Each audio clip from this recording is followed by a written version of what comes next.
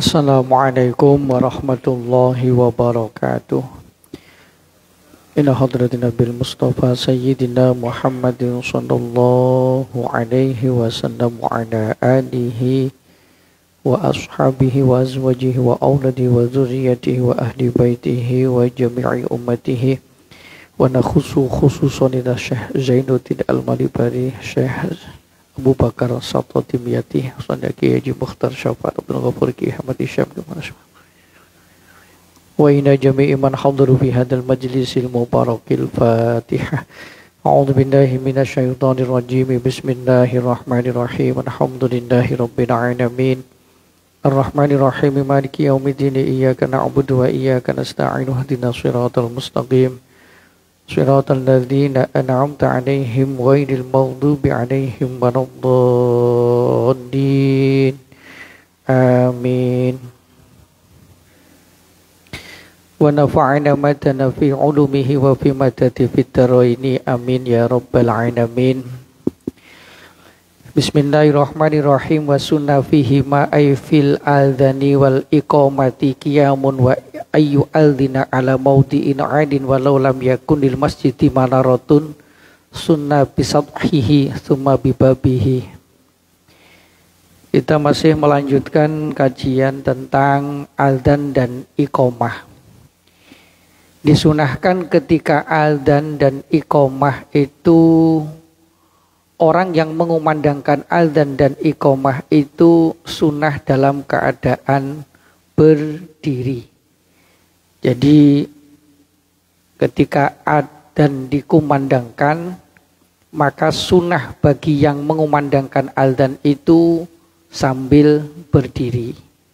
Tapi kayaknya belum pernah nengok saya orang adzan sambil duduk, apalagi sambil tidur itu belum pernah. Cuma memang sunnahnya sambil berdiri. Hal ini berdasarkan hadis di khabari sahihaini, ya Bilal kum fanadi. Rasulullah SAW menyampaikan kepada sahabat Bilal bin Rabah, wahai Bilal, berdirilah kamu dan kumandangkan adzan. Fayukrohani lil qa'idi walil muttaji'i asyaddu karohatan. Sehingga kalau ada orang adzan sambil duduk atau sambil tidur, maka itu benar-benar asyaddu karohatan, sangat dimakruhkan. Sangat-sangat dimakruhkan, kecuali bagi seorang muadzin yang memang sudah tidak mampu lagi untuk berdiri, itu lain ceritanya. Tapi selagi masih ada kemampuan untuk berdiri, maka itu makruh hukumnya adzan sambil duduk, apalagi sambil tiduran. Wa ayu aldina ada maudhi'in alin walau lam yakun lil masjidi mararatun sunnah bisathihi tsumma bibabihi. Dan sunnah adzan itu dikumandangkan di tempat yang tinggi. Dulu di Mekah dan di Madinah, Masjid Nabawi belum ada speaker. Di zaman Rasulullah belum ada speaker, jadi makanya adzan itu sunnah dikumandangkan di tempat yang tinggi. Maka Bilal bin Rabah itu mencari tempat yang tinggi, naik di atas bongkah batu yang tinggi, kemudian mengumandangkan adzan. Karena Masjid Nabawi itu dulunya di zaman Rasulullah itu ya cuman lantainya itu ya pasir biasa begitu. Kemudian ditandai dengan ada beberapa batu yang ditumpuk, itu sudah jadi masjid. Maka dalam sejarahnya ketika Rasulullah SAW hijrah dari Makkah ke Madinah, kemudian singgah di Kuba dan membangun masjid di Kuba, masjid pertama kali yang dibangun oleh Rasulullah, Masjid Kuba. Secepat itu bisa bangun masjid, ya pokoknya cuman pasir, ditandai ada batu atau pohon kurma yang didirikan, kemudian dipakai sholat berjamaah, itu sudah namanya masjid dan diikrarkan sebagai masjid. Jadi tidak ada bangunan macam sekarang yang sudah 3 lantai, 4 lantai dan seterusnya. Maka untuk mengumandangkan adzan itu disunahkan di tempat yang tinggi. Kalau di sebuah masjid ada menara, maka sunnah adzannya itu di menara. Kalau nggak ada menara, maka bisa di loteng, di lantai 2 atas, atau di pintu masjid. Karena tujuannya dalam hal ini ketika adzan itu dikumandangkan adalah satu, untuk memberitahu bahwa waktu sholat sudah masuk, dan yang kedua untuk memberitahu bahwa di masjid itu, di tempat itu akan dilaksanakan sholat berjamaah, sehingga harapannya suara adzan itu bisa terdengar oleh orang-orang yang di luar masjid, sehingga dengan mendengar suara adzan itu maka akan menghentikan aktivitasnya dan kemudian menuju ke masjid setempat untuk melaksanakan sholat berjamaah. Maka adzan itu sunnah dikumandangkan di tempat yang tinggi. Ya, kalau kita sekarang sudah ada speaker, ya sudah di sini aja adzannya, nggak usah naik ke lantai 3 sana, nanti malah repot nanti naik ke lantai 3. Kecuali kalau menara, ada menara terus ada liftnya, itu lain ceritanya. Tapi kalau sudah tidak, karena sebenarnya adalah tujuan utamanya untuk memberitahu jamaah. Kalau sekarang orangnya tetap di lantai dasar, speakernya yang ditaruh di atas, sehingga speakernya itu terdengar kemana-mana untuk memanggil orang melaksanakan sholat berjamaah.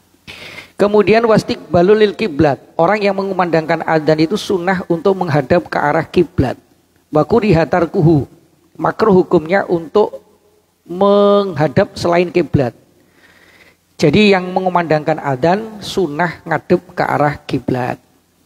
Kemudian wa tahwilu wajhihil lasodri fihima yaminan marotan fi hayya 'alas shalah fil marrataini tsumma yaruddu wajhahu lil kiblati wa shimalan marotan fi hayya 'alal falah fil marrataini tsumma yaruddu wajhahu lil kiblati. Orang yang mengumandangkan adzan itu ketika mengumandangkan hayya 'alas shalah, hayya 'alas shalah itu kan dibaca 2 kali. Maka hayya 'alas shalah yang pertama itu sunnah memalingkan wajahnya ke arah kanan pada hayya 'alas shalah yang pertama. Jadi hayya 'alas shalah itu wajahnya dipalingkan ke arah kanan. Bukan dadanya, tapi wajahnya. Karena sejatinya yang dimaksud dengan menghadap kiblat itu dengan dada, bisodri la bil wajhi, bukan dengan wajah tapi dengan dada. Dadanya tetap menghadap ke arah kiblat, tapi wajahnya yang berpaling ke kanan. Hayya 'alas shalah yang pertama. Kemudian hayya 'alas shalah yang kedua, lurus ke kiblat. Hayya 'alas shalah. Hayya 'alal falah pertama nengok ke kiri. Hayya 'alal falah. Kemudian hayya 'alal falah kedua, lurus lagi ke kiblat. Hayya 'alal falah. Tujuannya apa? Agar yang mendengar adzan ini tidak hanya orang yang ada di depan, tapi yang sebelah kanan juga terdengar, sebelah kiri juga terdengar. Dalam hal ini tetap menghadap kiblat dengan dadanya, tidak memalingkan dadanya, tapi wajahnya saja yang berpaling. Dadanya tetap ngadep kiblat, wajahnya aja pada hayya 'alas shalah yang pertama ke kanan, kemudian hayya 'alas shalah yang kedua lurus kiblat. Hayya 'alal falah pertama ke kiri, hayya 'alal falah kedua lurus kiblat. Itu hukumnya adalah sunnah. Walaupun sekarang speakernya sudah rata, ada yang ke kanan, ada yang ke kiri, ada yang depan, ada yang bahkan ke belakang, maka tetap kesunahan ini tetap disunahkan. Jadi untuk nengok ke kanan pada saat hayya 'alas shalah yang pertama, hayya 'alas shalah yang kedua lurus kiblat. Kemudian hayya 'alal falah pertama nengok kiri, hayya 'alal falah kedua lurus kiblat. Itu hukumnya adalah sunnah, memalingkan wajahnya, menengokkan wajahnya ke arah kanan dan ke arah kiri ketika sedang membaca hayya 'alas shalah dan juga hayya 'alal falah. Yang jelas dadanya tetap menghadap ke arah kiblat. Walau li'adhanil khutbati au liman yu'adhinu li nafsihi. Dalam hal ini sunnah menengokkan wajahnya ke kanan dan ke kiri itu walaupun adzannya adalah adzan untuk khutbah Jum'ah. Adzan khutbah Jum'ah itu kan adzan yang kedua. Kalau yang pertama itu kan sebagai pertanda sudah masuk waktu sholat duhur, artinya sudah masuk waktu sholat Jum'ah. Nah, yang menjadi syarat dan rukunnya sholat Jumat itu adzan yang kedua. Pada saat adzan yang kedua itu walaupun dalam rangka untuk menaikkan khotib di atas mimbar, maka tetap sunnah nengok ke kanan. Hayya 'alas shalah pertama, hayya 'alas shalah kedua lurus kiblat, hayya 'alal falah pertama nengok kiri, hayya 'alal falah kedua lurus kiblat. Itu juga sunnah hukumnya. li'adanil khutbati au liman yu'adinu li nafsihi, atau orang yang mengumandangkan adzan untuk dirinya sendiri. Jadi kemarin sudah disampaikan bahwa walaupun kita ini mau sholat sendirian, bukan sholat berjamaah, kita sudah terlambat melakukan sholat berjamaah. Kita ini sudah nggak ada teman untuk melakukan sholat berjamaah, tinggal diri kita sendiri. Akhirnya kita sholatnya sholat munfarid, sholat sendirian. Maka walaupun sholat sendirian itu tetap disunahkan untuk mengumandangkan adzan. Kita sendiri adzan sendiri, kemudian nanti kita ya sholat sendiri. Oh, kita adzan sendiri, kita sholat sendiri, jadi imam sendiri, jadi makmum sendiri, jadi diborong adzan iya, komah iya, jadi imam plus jadi makmum sekalian. Ini luar biasa ini. Jadi walaupun sholat sendirian itu tetap disunahkan adzan, dan adzannya walaupun adzan untuk diri kita sendiri, sholatnya munfarid sendirian, tetap pada saat hayya 'alas sholat nengok kanan, hayya 'alal falah nengok kiri. Cuman kalau adzan sendiri untuk sholat munfarid jangan kenceng-kenceng, jangan pula nanti pakai speaker. Di rumah sholatnya munfarid sendiri pasang speaker, adzan sendiri, padahal masjid baru saja sholat berjamaah. Oh ini nanti malah bingung masyarakat, ini adzan apa lagi, ini kok ada adzan lagi, ternyata sholat sendirian. Mentang-mentang punya speaker, pakai speaker kenceng-kenceng lagi di rumah. Ini kalau adzannya sendiri, yang penting kita cukup diri kita sendiri yang mendengar, jangan kenceng-kenceng. Dan juga kalau kita misalnya sholat di masjid, nggak ada teman untuk melakukan salat berjamaah, maka tetap kita disunatkan adzan, adzannya tidak usah kenceng-kenceng. Adzan cukup kita mendengar diri kita sendiri, ya usah terlalu kenceng. Karena bisa jadi nanti ketika kita sholat, ternyata sholatnya sendiri dapat 2 rakaat, ada orang masuk ke masjid, kemudian makmum sama kita, berarti kan kemudian dilakukan sholat berjamaah. Makanya kalaupun kita sholat sendiri, tetap disunahkan untuk dikumandangkan adzan, dan adzannya tetap hayya 'alas sholah nengok kanan pertama, kedua lurus, hayya 'alal falah pertama nengok kiri, hayya 'alal falah kedua baru lurus. Itu hukumnya adalah sunnah. Wala yaltafitu fitaswib ala nazain. Dan ketika kita sholat subuh, kemudian ada as-sholatu khairu minan naum, itu tidak perlu nengok kanan, nengok kiri, tetap lurus pandangan kita ke depan. Itu pas taswib atau pada saat kita membaca as-sholatu khairum minan naum. Nah kemudian tambihun yusanu raf'u sauti bil adani limu faridin fauqa ma yasma'u nafsahu. Waliman yu'adzinu li jama'atin fauqa ma yasma'u wahidan minhum wa ayyubalighu kullun fi jahrin bihi lil amri bihi wa khaffadahu bihi fi musallan uqimat fihi jama'atun wa sarafu. Nah kemudian pada saat mengumandangkan adzan itu disunatkan untuk mengencangkan suara, raf'us sauti, mengeraskan suara dengan adzan. Walaupun adzannya itu tadi adzan munfarid. Kalau adanya sendiri, yang penting kita sendiri mendengar. Allahu Akbar, jangan kenceng-kenceng, terlalu kenceng. Tapi kalau adzan yang dikumandangkan untuk memanggil agar orang mau datang ke masjid melaksanakan sholat berjamaah, maka dalam hal ini suaranya harus kenceng. Suaranya yang kenceng. Jangan adzan suaranya terlalu pelan sehingga tidak mendengar orang-orang yang ada di sekeliling, ini sudah adzan belum? Ternyata sudah adzan. Yang adzan suaranya terlalu pelan. Maka kalau adzan itu sunnah suaranya itu dikencengkan sehingga untuk memberitahu agar orang lain itu mendengar adzan sehingga datang ke masjid untuk berjamaah. Kemudian wa idrajul iqamati. Pada saat iqamah itu sunnah dicepatkan. Makanya iqamah sunnah cepat, kalau adzan sunnahnya agak lambat. Allahu Akbar, asyhadu an la ilaha illallah, asyhadu anna Muhammadar Rasulullah, hayya 'alas shalah, hayya 'alal falah, qad qamatis shalah, qad qamatis shalah, Allahu Akbar, la ilaha illallah. Kalau iqamah dicepatkan.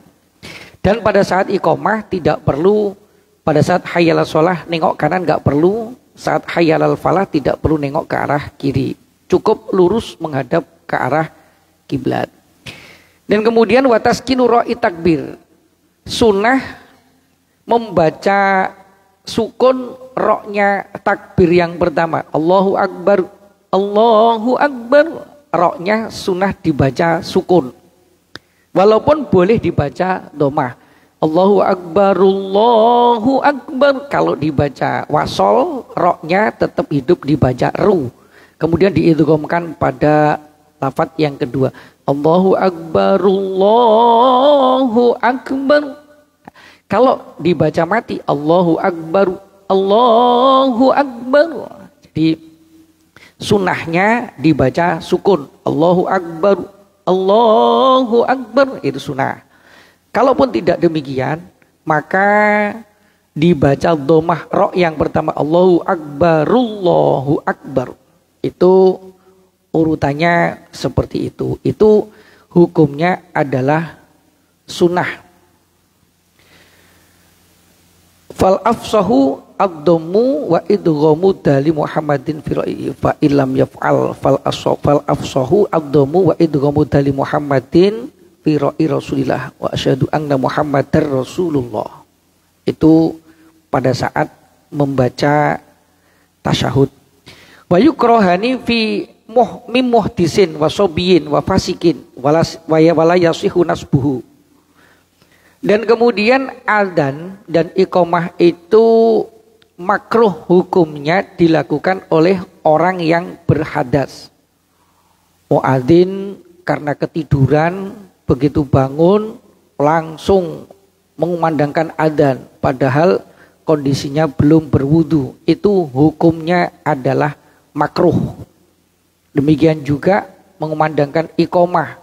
Habis iqamah yang lain menata shop untuk sholat berjamaah, dia lari ke kamar mandi untuk ambil air wudhu. Jadi makruh hukumnya mengumandangkan adzan bagi orang yang sedang berhadas, baik hadas kecil maupun hadas besar.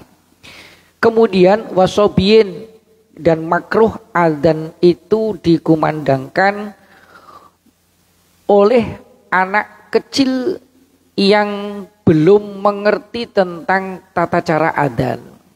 Sobi itu masih anak-anak yang belum mengerti tentang tata cara adzan.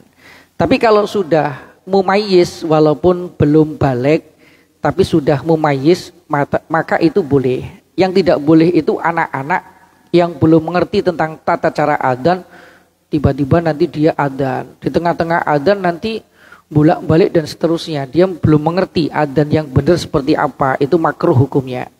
Tapi kalau memang sudah mumayyiz, sudah ngerti, sudah pinter walaupun belum balik, maka itu boleh untuk mengumandangkan adzan.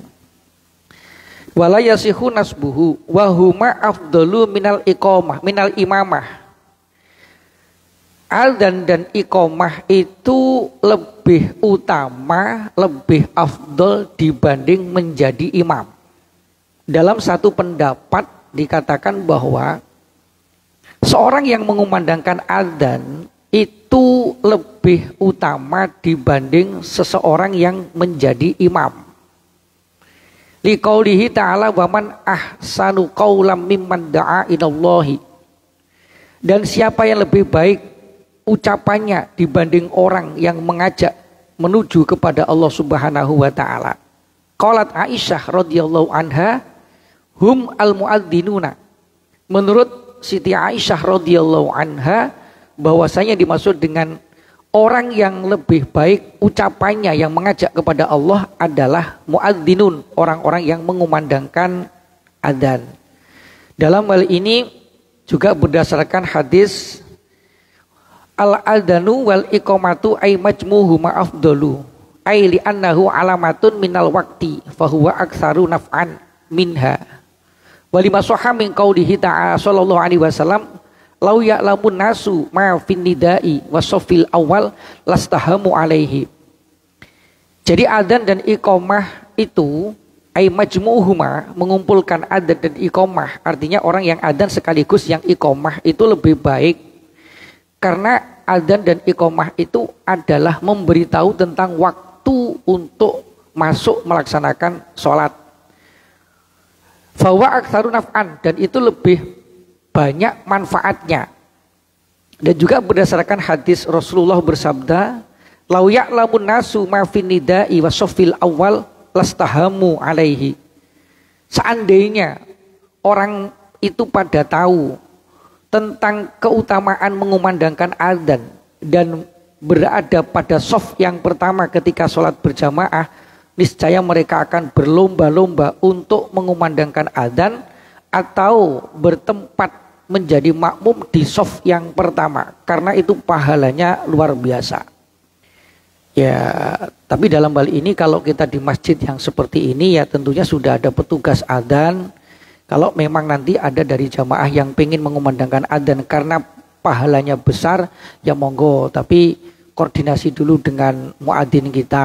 Kalau perlu casting dulu, layak enggak ini suaranya, tes dulu. Kalau suaranya enak bolehlah, kalau enggak ya adzan sendiri aja lah, karena takutnya nanti di masjid semua pengen adzan, ternyata pahala adzan itu besar, besok digilir sop dari ujung ke ujung satu gantian itu, sebulan sekali dapatlah giliran. Ya enggak apa-apa, cuman dalam hal ini karena adzan ini adalah merupakan suatu ibadah yang menunjukkan keutamaan yang tinggi, dan ini merupakan bagian dari amanah. Karena orang yang mengumandangkan adzan itu harus benar-benar orang yang amanah. Sebab ketika adzan dikumandangkan pertanda waktu sholat, apalagi adzan maghrib saat bulan Ramadan, ini harus amanah betul. Sebab kalau orangnya nggak amanah, tiba-tiba waktu maghrib kurang 10 menit sudah dikumandangkan adzan, yang dengar berbuka semuanya, apa enggak batal semuanya itu puasanya itu. Yang nanggung siapa? Yang nanggung yang mengumandangkan adzan. Maka dalam hal ini ketika orang yang mengumandangkan adzan itu benar-benar orang yang bisa dipercaya atau orang yang amanah, sehingga pahalanya itu lebih besar daripada menjadi imam. Orang yang mengumandangkan adzan itu pahalanya lebih besar daripada menjadi imam. Ini menurut pendapat yang pertama. Sehingga sampai kalau orang-orang itu pada tahu tentang pahalanya adzan, niscaya akan undian untuk bisa mengumandangkan adzan karena pahalanya besar. Dan orang kalau tahu seandainya di shaf pertama itu pahalanya lebih besar, niscaya akan diadakan undian untuk mendapatkan tempat di shaf yang pertama. Maka saya salut di masjid kita ini, sayap kiri sayap kanan ini orangnya tetap ini. Jamaahnya di sayap kanan ini paling depan ini orangnya istiqomah itu aja. Karena ini berlomba-lomba dan tahu di shaf pertama itu pahalanya gede. Kadang kalau shaf kiri ini ganti-ganti jamaahnya, kalau shaf kanan ini istiqomah ini wah. Saya salut itu dalam hal ini. Nah, dalam hal ini kalau misalnya kita mampu untuk berada di shaf pertama, ya itu lebih baik.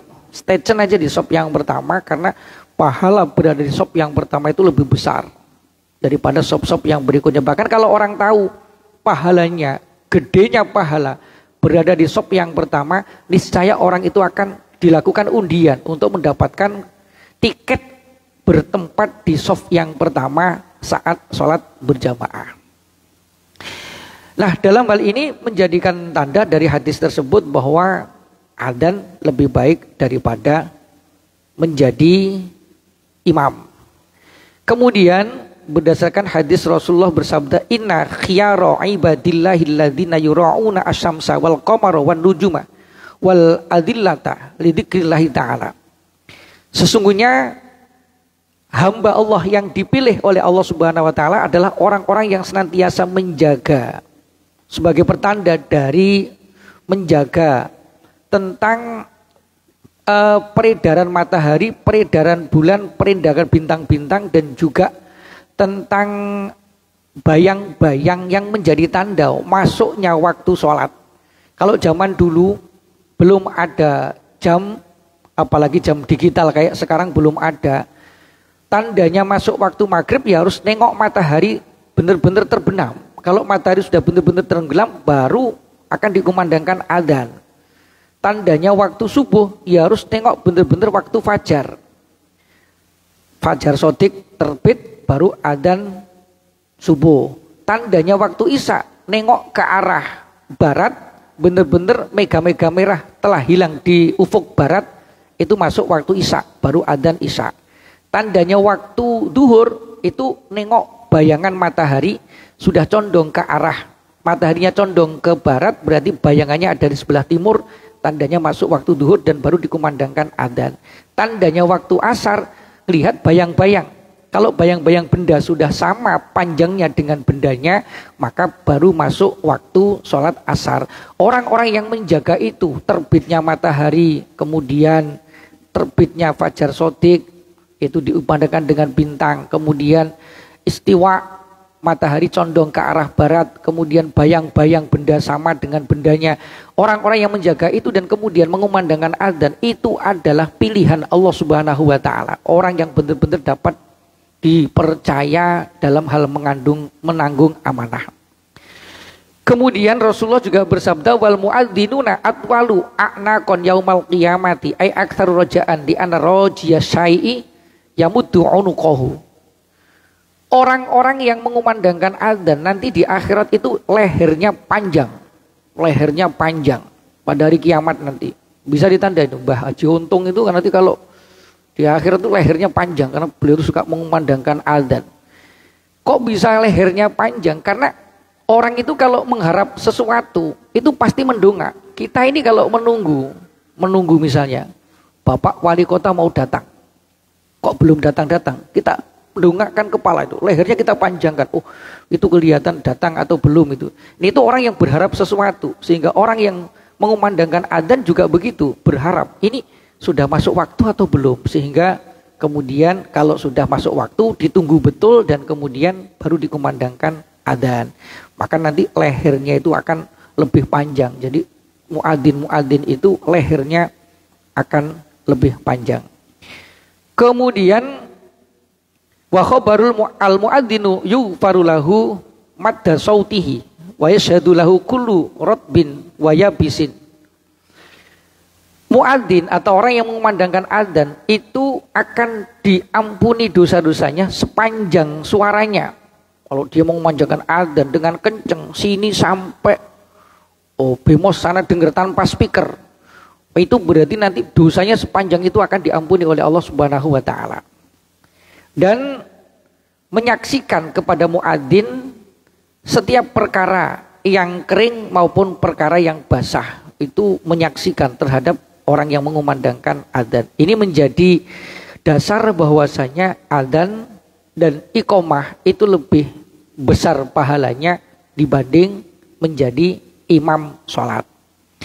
Akan tetapi dalam pendapat yang lain wakila, hiya afdalu minhuma, menjadi imam itu lebih utama dibanding adzan dan iqomah. Dalam hal ini dasarnya adalah Rasulullah Shallallahu Alaihi Wasallam dan para sahabat-sahabat termasuk Abu Bakar, Umar bin Khattab, Utsman bin Affan dan Ali bin Abi Thalib itu belum dijumpai mengumandangkan adzan. Tandanya berarti beliau-beliau itu menjadi imam sholat. Adzan diserahkan kepada Bilal bin Rabah untuk mengumandangkan adzan. Itu menjadi hujah bahwasanya menjadi imam itu lebih baik daripada menjadi muadzin atau orang yang mengumandangkan adzan.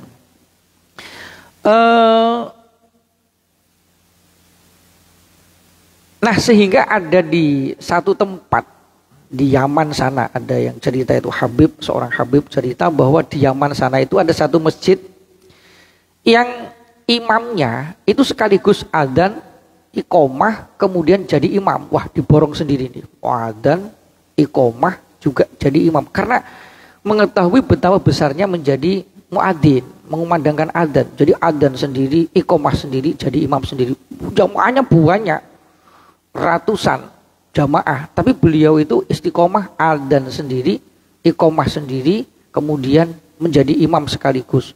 Tapi kalau di sini jangan gitulah, nanti monopoli, terlalu banyak pahala, nanti jomplang nanti, jadi bagi-bagilah pahala itu. Imam ya imam, kemudian muadzin ya muadzin gitu ya. Muadzin. Jadi itu terkait tentang masalah keutamaan, apakah lebih utama adzan, iqomah dan juga menjadi imam. Karena dalam hal ini orang yang mengumandangkan adzan itu adalah orang yang dapat dipercaya. Sedangkan imam, menjadi imam sholat itu domin, orang yang menanggung. menjadi imam sholat itu juga berat. Karena status imam sholat itu domin, menanggung jamaahnya. Seperti kalau kita sholat berjamaah. Seandainya ada makmum yang masbuk atau terlambat, datang ke masjid terlambat, imam sudah membaca surah-surah pilihan, misalnya yang dibaca surah Al-Ikhlas sudah sampai pada ayat yang ketiga misalnya. Qul huwallahu ahad, Allahus samad, lam yalid wa lam yulad. Orang baru datang ke masjid untuk sholat berjamaah. Kemudian niat sholli fardhul isya'i arba'a rakaat ustabillah pamuritan Allah, saya sholat fardhu isya 4 rakaat bukan Allahu akbar. Baru Allahu akbar. Imam sudah Allahu akbar ruku'. Maka makmum yang terlambat itu tidak usah membaca apa-apa. Langsung ikut ruku', maka Fatihahnya sudah ditanggung oleh imam. Sholat jamaahnya sah, dapat pahalanya 27 derajat. Karena imam dalam hal ini adalah domin, menanggung jamaah.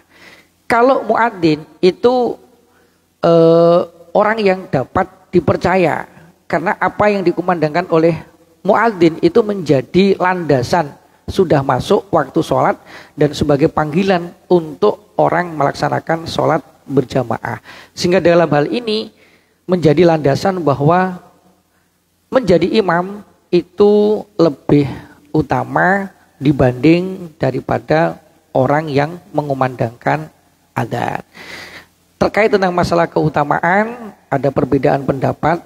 Lebih utama mana, jadi muadzin atau jadi imam? Ada yang mengatakan lebih utama jadi imam, ada yang mengatakan lebih utama jadi muadzin. Sehingga dalam hal ini terkait tentang masalah mengumandangkan adzan dan iqamah, kalau orang itu memang istiqomah melakukan adzan, itu adalah sebuah kemuliaan yang luar biasa karena memang pahalanya adzan itu sangat besar. Dan sebagaimana yang sudah kita bahas di awal dulu tentang adzan dan iqamah, manfaat daripada adzan dan iqamah sangat besar. Terutama adzan dan iqamah itu disunahkan ketika ada orang sedang kerasukan jin, kesurupan, maka diadzani di telinga kanan, diiqamahkan di telinga kirinya. Insya Allah kalau jinnya itu kemudian kepanasan, maka dia akan pergi dari orang tersebut. Diadani, jadi gak usah panggil Pak Imam, panggil Pak Ustadz di masjid. Ada orang kesurupan, gak usah nelpon, udah adanin saja. Allahu Akbar, kencengin, pekain di telinganya gitu. Nanti jinnya akan lari itu. Udah diadani kok gak lari-lari. Wadahnya gantian orang, mungkin adanya kurang mantap ini. Adani lagi, insya Allah jinnya lari. Karena adzan dan iqamah itu luar biasa. Setan itu akan mengecil, menjadi kecil ketika mendengar adzan dan iqamah dikumandangkan.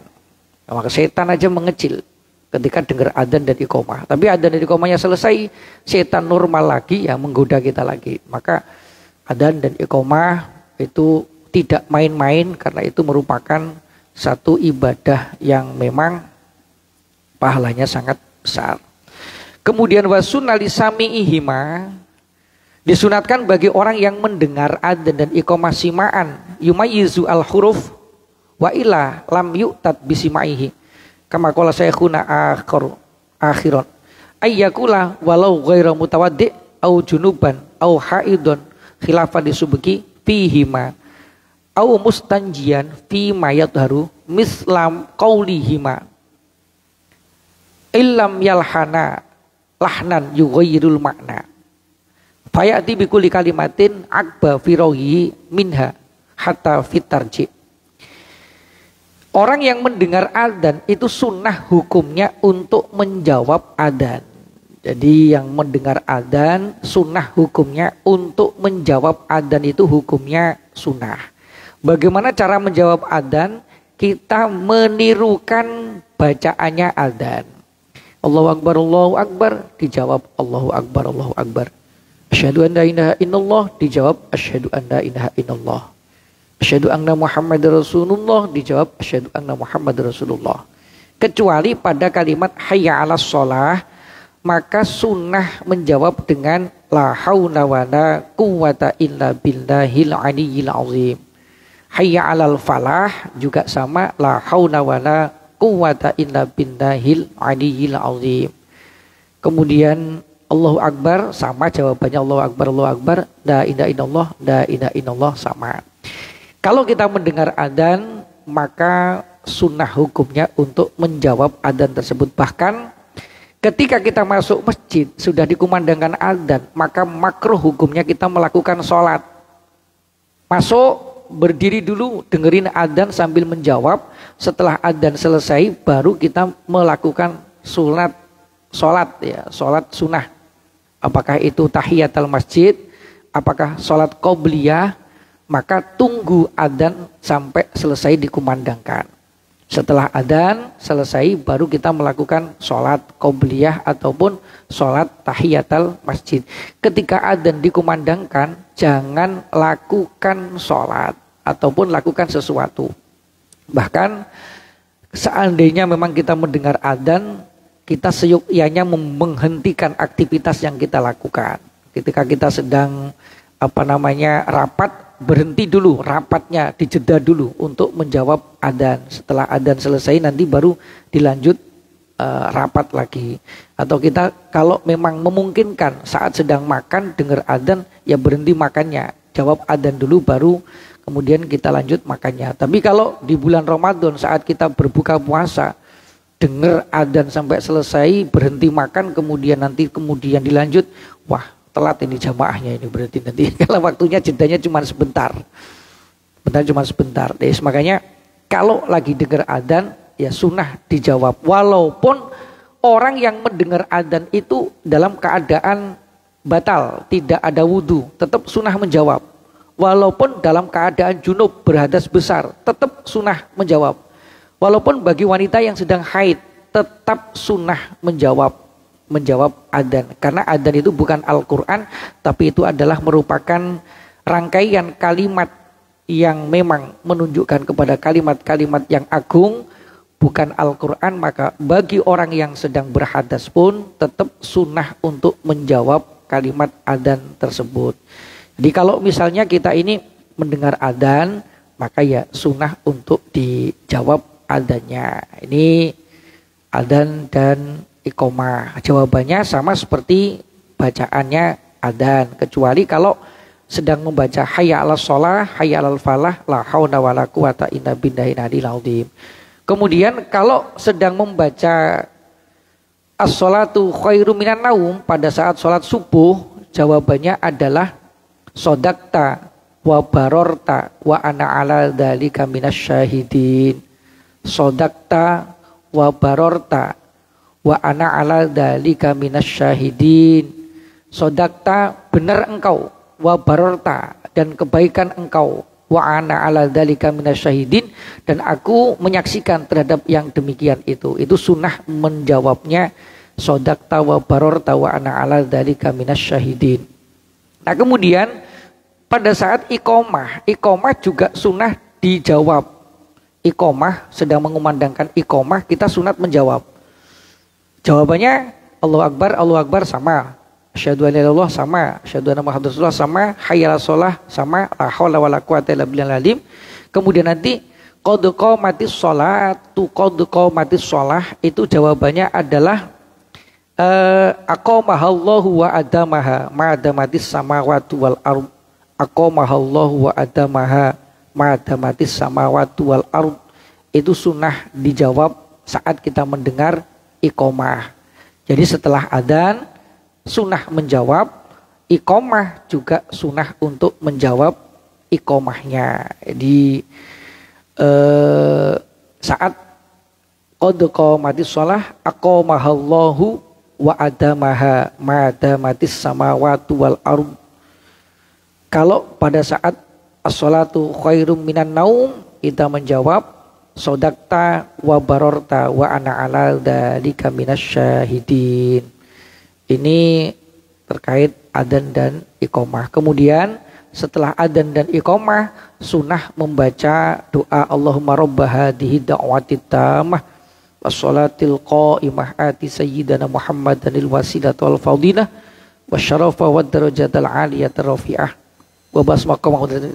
Itu Itu sunnah baca doa itu tidak hanya adzan. Habis iqomah juga sunnah membaca doa itu sebenarnya. Karena di sini ba'da firoghihima, setelah selesai adzan dan iqomah. Jadi habis iqomah juga sunnah baca Allahumma rabb hadhihi Allahu a'lam bishawab. Subhanakallahumma bihamdik asyhadu an la ilaha illa anta astaghfiruka wa atubu ilaik. Assalamualaikum warahmatullahi wabarakatuh.